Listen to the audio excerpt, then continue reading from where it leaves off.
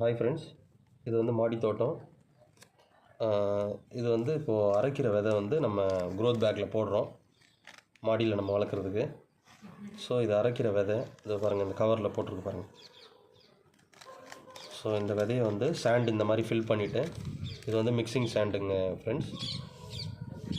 இது வந்து red soil, கவுடங்கு, cocopeat மூணுமே மிக்சிங் சாயிலுக்கு.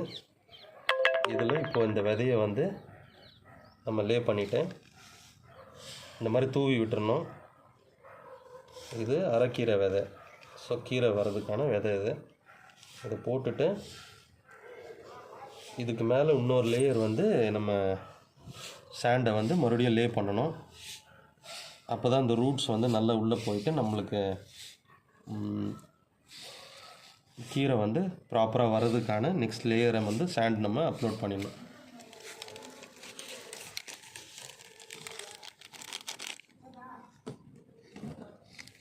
ஸோ இந்த சாண்டு போட்டாச்சு.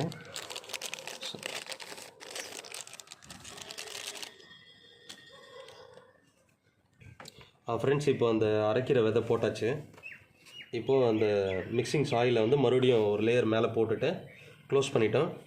தண்ணி தெளிச்சுட்டு, ஸோ டெய்லி வந்து இதை தண்ணி தெளிக்க தான் செய்யணும், தண்ணி ஊற்றிடக்கூடாது. நான் உங்களுக்கு இந்த எப்படி வளருதுன்றதை ஒவ்வொரு வீடியோஸில் நான் உங்களுக்கு அப்லோட் பண்ணுறேன். ஸோ இன்றைக்கி இந்த விதையை போட்டு ஸோ சாண்டை மேலே போட்டாச்சு. க்ரோத் எப்படி இருக்குன்றதை நான் உங்களுக்கு நெக்ஸ்ட் வீடியோவில் அப்டேட் பண்ணுறேன் ஃப்ரெண்ட்ஸ்.